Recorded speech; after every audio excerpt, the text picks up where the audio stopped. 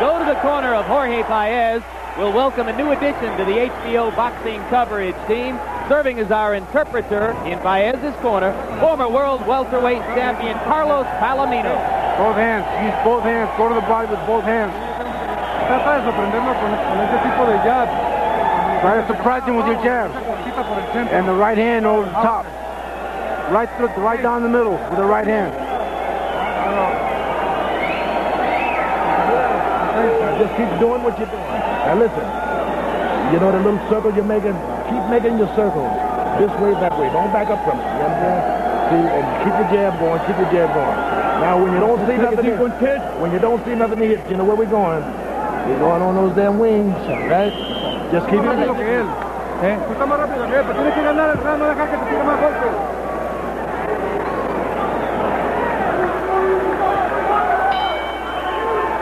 Both corners asking for the jab.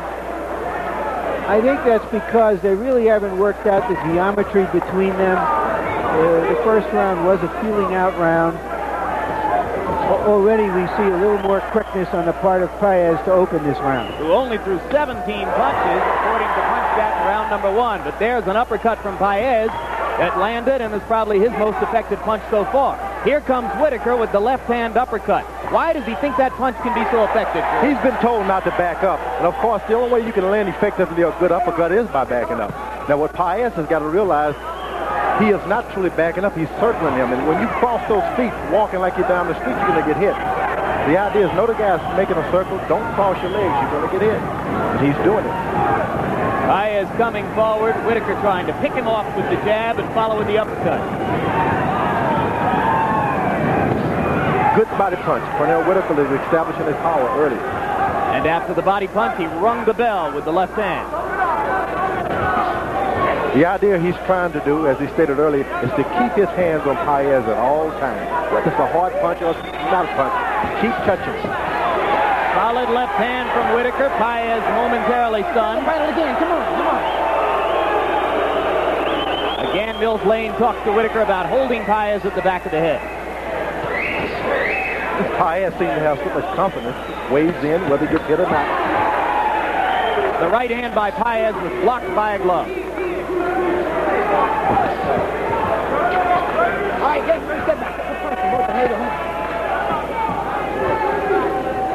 George, Paez is going to have to be busier than this if he's going to bother Pernell. Pernell Whitaker is dynamic, which means even when he's standing still, there's some motion that you can't even hardly notice. And it makes you off balance. You think, if I throw, I'm going to miss. He's going to hit me. After about 5 rounds, you'll see Paez decide, hey, I don't care whether I miss or not, I'm going to throw punches. Boy, what a great body punch. Left hook to the body. He can land 5 or 6 of those. He can have an easy night. That body punch is still hurting Pernell Whitaker. Left hook to the body. And a right hand sneaks through the guard of Pernell Whitaker. So Paez is beginning to step up the aggression. When Whitaker lands a right and continues to hold his ground when he stops and punches.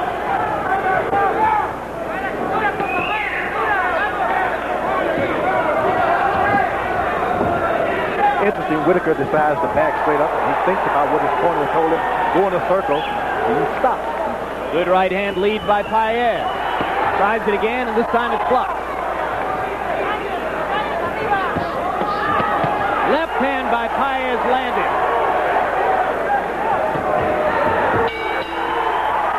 In the last 30 seconds of round 2, Jorge Paez picked up the pace. I thought that was a pretty good round for Paez. One thing I've been curious about, Paez, as a former featherweight, is used to fighting quick opponents.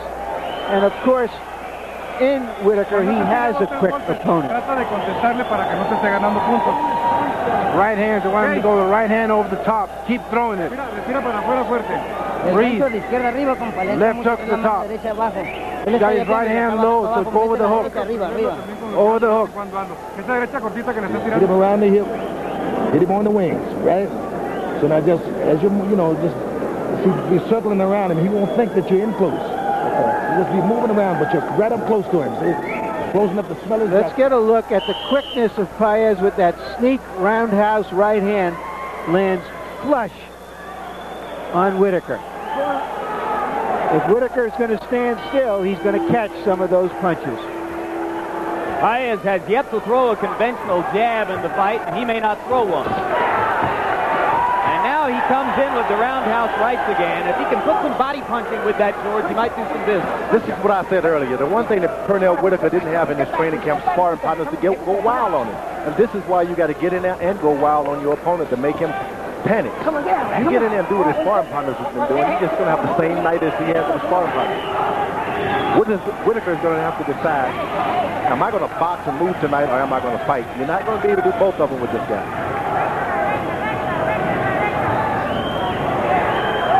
As you look at Paez's forays, you might remember that Whitaker had a little bit of trouble in the first 5 rounds against a thoroughly unconventional, almost amateurish-looking Oli Diaz.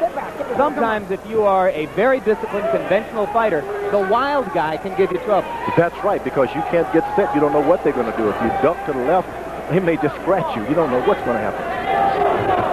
And Pernell Whitaker's handlers don't like the fact that Paez keeps his left glove open and slaps at opponents to hold them out of the way. It's a dangerous thing. Eventually you can have a swollen eye and not even be an effective punch to do it.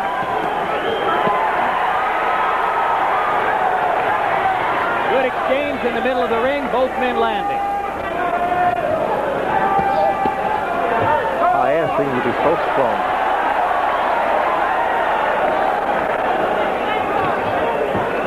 Good lead right hand. He's landed the right-hand lead several times since he found it in the middle of round 2. Now the left land.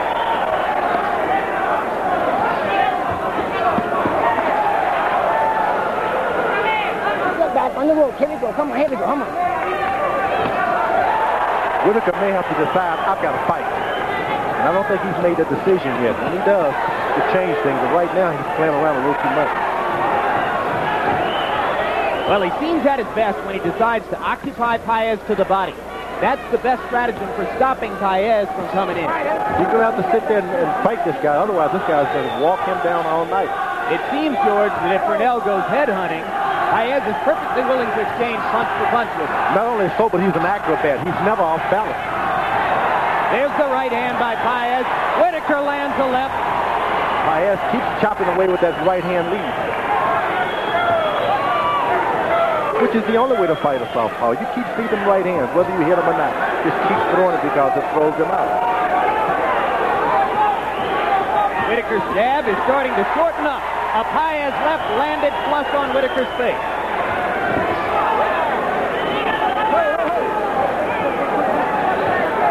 As round 3 comes to a close, Pernell Whitaker is no longer extending the right jab fully. Well, that's about as much action as I've ever seen in a Pernell Whitaker fight. That's the truth. Just keep that up. You got me covered? How you feel? Good. Okay. Now listen. Every time he starts to find that head, just give him a little dip, and come back with them 3s and 4s, right? Working like a chair. Looking like a chair. And keep it going. And don't get careless and don't get cute, right? Stay down to business. This is an example of what happens when a runner turns into a stand-up fighter. He's there to be hit, and he's there to hit more combinations. From another angle, good body shot, takes a right hand in return.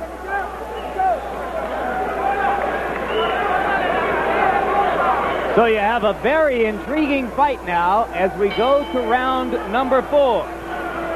Paez still has not thrown a conventional jab in the fight. Pernell Whitaker has thrown 108 of them, but his connect percentage is way down at 20%. He's used to landing half those jabs. Thing I noticed, Mo, that Paez is doing what he's supposed to do. Whitaker hasn't decided yet what he wants to do. He's doing a combination. His strategies are not set.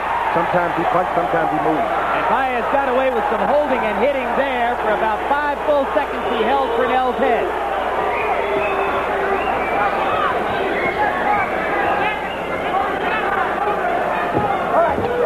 Paez is trying to coast a bit. He's throwing away a lot of energy. There you coast. Go for a good punch. Left hand landed inside for Whitaker. Now he tries to go back to the body. George, between rounds in Paez's corner, they asked him to keep going forward. They said Whitaker doesn't like to back up. He does. That's true. Not to back up, but he likes moving to the circling. Whitaker, as you notice, he'll take 3 steps backwards and then he'll circle. And when you back him up, he panics and he goes straight back. Paez with the roundhouse whacks at the ribs and the temple. Landed 1 or 2. Whitaker got hurt with a good left hook to the body. Been 2 left hooks tonight to really hurt Pernell Whitaker. He's a great fighter, but he's going to have to fight tonight. And as this continues, Whitaker is in no position to jab and use the boxing skills that ought to be his edge. He's using his elbow and he's doing the things that weightlifters do. They try to use their strength. Why it's not an easy thing to tell lightweights to go messing around with weights. But they're a lightweight.